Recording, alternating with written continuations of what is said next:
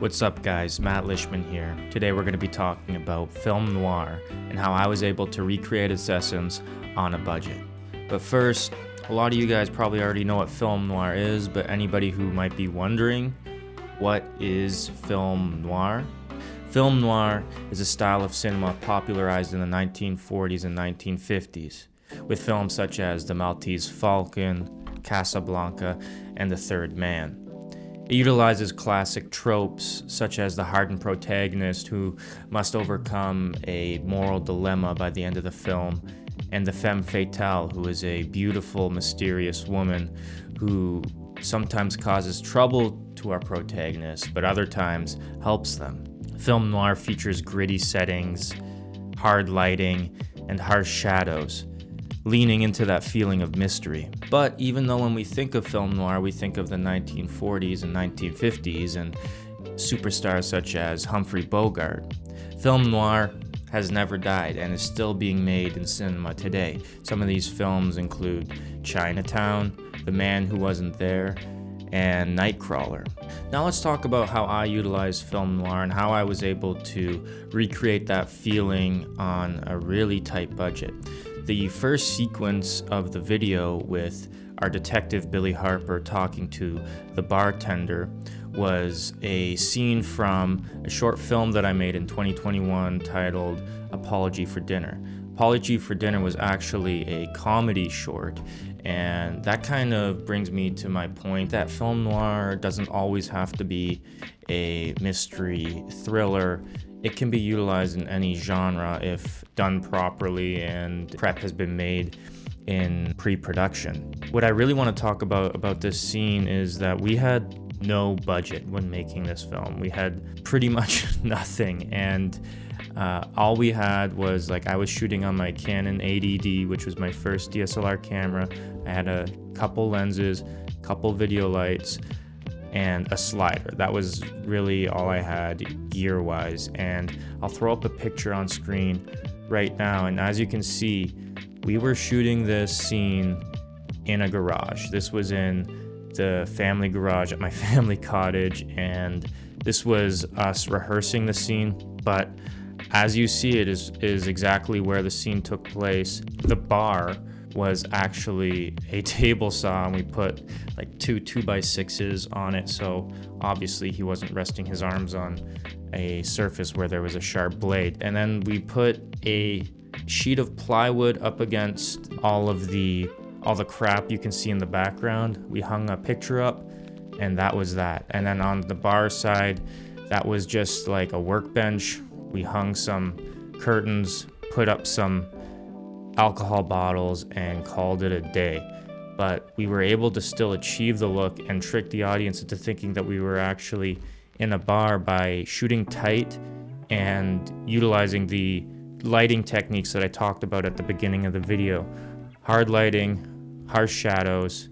You couldn't really see anything behind John. And the idea of shooting tight actually came from something that I saw Roger Deakins talking about. There's a shot in Shawshank where Tim Robbins is walking down the stairs and it's snowing out, but for whatever reason they couldn't show everything. It actually, no, you know what it was? It wasn't wintertime, so they had fake snow, but it looked like crap.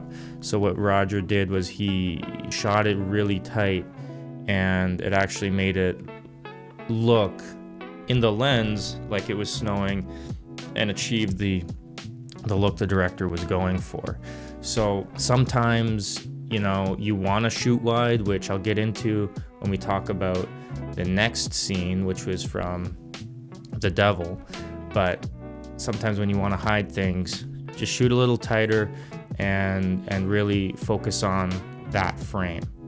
So now let's talk about the next scene from the opening of the video. Like I said, it was featured in the short film called The Devil. I shot that around this time last year. In pre-production, when I was speaking with the director and figuring out how we wanted to shoot this thing, she really wanted to evoke that feeling of early style cinema where there's lots of wide moving masters, not a lot of close-ups. Anytime there is a close-up, it's very intentional, not like cinema today where there's almost close-ups in every scene in the movie. So I wasn't able to do what I did in Apology for Dinner by shooting tight and really focusing on that tight frame. For this, we had a better location, thankfully, but we had to light the space, not the face. You hear that all the time, light spaces, not faces.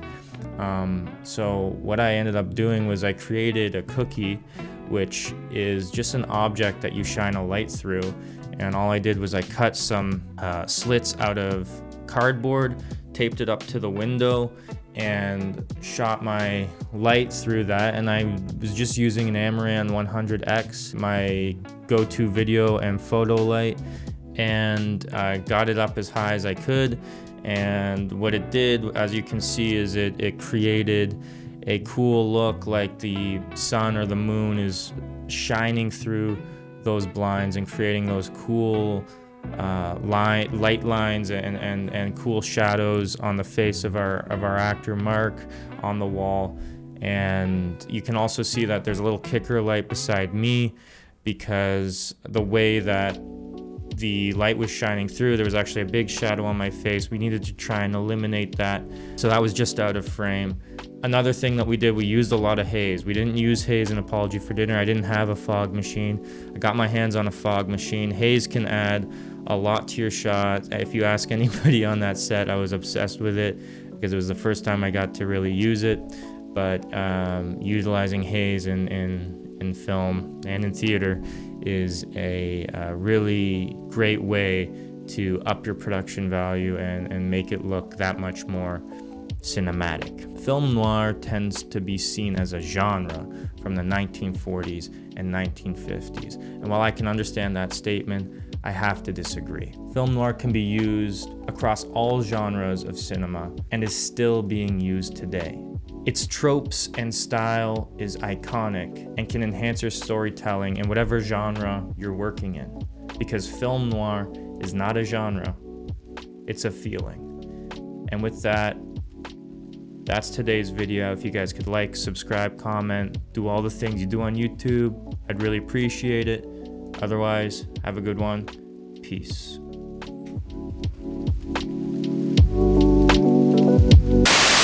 People like Hungry Bogart. Hungry Bogart.